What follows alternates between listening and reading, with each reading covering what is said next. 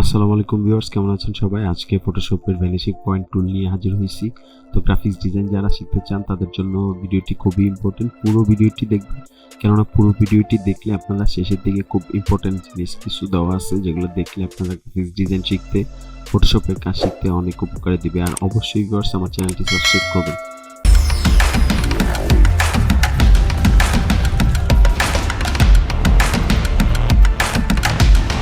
তো চলেন, ফটোশপ সফটওয়্যারটা আমি এখানে ওপেন করছি। দেন এখান থেকে একটা ফাইল নিব। তো ডিফল্ট ফটোশপ সাইজ একটা ফাইল নিলাম। তো এখান থেকে আমি ভ্যানিশিং পয়েন্টটা আসলে কিভাবে কাজ করে আমি আপনাদের দেখাইলে বুঝতে পারবেন। তো সাপোজ এই যে আমি এই ছবিটা নিলাম। তো ছবিটা নেওয়ার পর এটা এখান থেকে আমি রাস্টারাইজ করে দেব। করার পর আমি এখান থেকে ফিল্টার থেকে ভ্যানিশিং পয়েন্ট। তার আগে আমি এখানে এই ল্যাপটপের মাঝখানে এই পয়েন্ট থেকে এই পয়েন্টটুকু, মানে এই মনিটর ডিসপ্লের যে ডিসপ্লে সাইজটুকু, এতটুকু আমি একটি ছবি এখানে অ্যাডজাস্ট করব। তো আমি এই বাঘের ছবিটা নিলাম, এটা ফটোশপে অন করব। দেন এখান থেকে আমরা কিভাবে এখানে অ্যাড করব সেটাই হচ্ছে ভ্যানিশিং পয়েন্ট। তো চলেন, ভ্যানিশিং পয়েন্টটা কিভাবে আমরা ওপেন করব সেটা হচ্ছে এখানে ফিল্টার থেকে দেখবেন নিচে এই যে ভ্যানিশিং পয়েন্ট। তো আমি আবার দেখাচ্ছি, এই যে এখানে ক্লিক করে রাস্টারাইজ করে নেবেন। দেন এখান থেকে ফিল্টার থেকে ভ্যানিশিং পয়েন্ট। ভ্যানিশিং পয়েন্টে আপনি এভাবে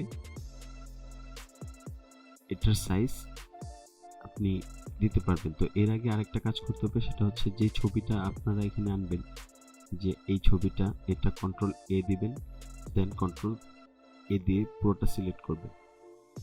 দেন এখান থেকে কন্ট্রোল সি দিয়ে কপি করবেন। দেন আবার ল্যাপটপটাতে চলে আসবেন। দেন এখান থেকে ফিল্টারে যাবেন।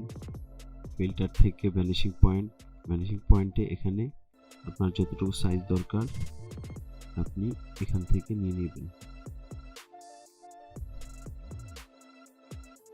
আমি এতটুকু নিলাম, ল্যাপটপের মনিটরের স্টার্ট বাটনের টেক্সট বারের উপর থেকে নিলাম।